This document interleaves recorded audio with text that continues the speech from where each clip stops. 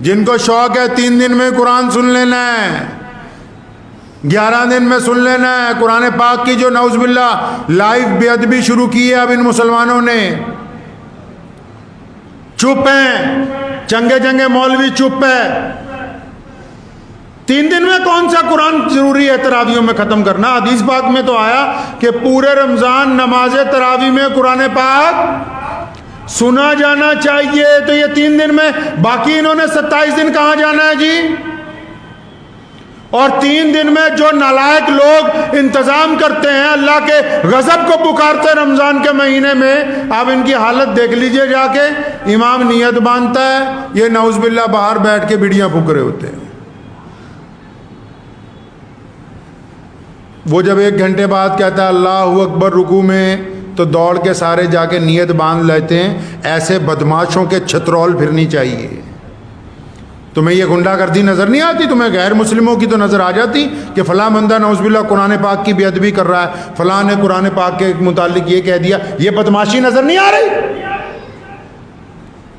یہ جو 3 دن میں 11 دن میں قرآن پاک کی بے ادبی کر رہے ہیں، یہ گنڈے نظر نہیں آ رہے؟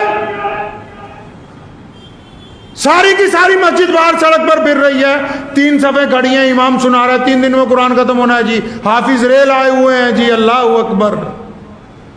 پوچھا نہیں کبھی حضور اکرم صلی اللہ علیہ وسلم سے بھی یہ جو تماش بینی ہو رہی ہے اسلام میں، یہ اس لیے بنائی ہے مسجد؟ ہمارے یہاں بھی شہر میں ایک ہے، انہوں نے شروع کیا جی 3 دن میں قرآن پڑھنا۔ بھائی جانا کہاں ہے باقی کے 27 دن؟ کیا باقی کے 27 دن تراویحیں معاف ہو گئی ہیں؟ اور یہ 3 دن کا قرآن ہے کہ بعد میں پیچھے کھڑے ہو کے تم بدماشی کرتے رہو اور رکوع کو وقت آ کے نیت باندھ لو؟ پھر یہ پوچھتے ہیں کہ مصیبت کیوں آئی؟ قرآن پاک کے ساتھ نعوذ باللہ گستاخی کر کے پھر جا کے پیر جی کو پوچھیں گے اجی پیر جی گھر میں بڑی پریشانی ہے، کیوں آئی؟ تو کر کیا رہا ہے یہاں رمضان میں؟ پھر یہ جا کے بڑے بڑے بزرگوں کو جا کے کہتے ہیں جی سر پہ ہاتھ رکھ دو ہمارے۔ وہ تو 200 سر پہ ہاتھ رکھوا لے جو نعوذ باللہ اللہ کے قرآن کی بے ادبی کرتا ہو، وہ جس نے اللہ سے دشمنی مول لے لی رمضان المبارک کے مقدس مہینے میں، وہ چاہتا ہے کہ میرے سر پہ ہاتھ کوئی مولوی رکھ دے، اس کا بیڑا پار ہو جائے۔ اسلام میں ایسے بیڑے پار نہیں ہوتے ہیں۔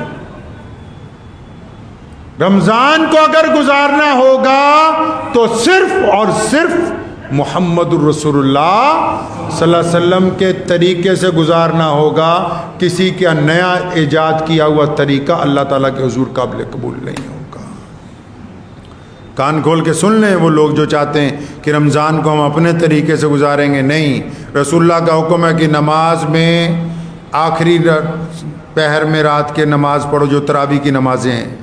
رسول اللہ کا حکم ہے جماعت سے نماز پڑھیں۔ رسول اللہ کا حکم ہے روزہ دار روزہ رکھے تو پھر اس کے بعد جھوٹ نہ بولے۔ رسول اللہ کا حکم ہے کہ روزہ دار روزے کو پھاڑے نہیں، مطلب اپنی کام سے کوئی ایسا کام نہ کرے جس سے روزہ ٹوٹ جائے۔ وہ کھانا پینا نہیں ہے، وہ نعوذ باللہ گالی دینا ہے، وہ گندگی کے ارادے کرنا ہے، وہ کسی کے ساتھ نعوذ باللہ زنا کا ارادہ کرنا ہے، بے ایمانی کا ارادہ کرنا ہے، کسی کے ساتھ ٹھگی کا ارادہ کرنا ہے۔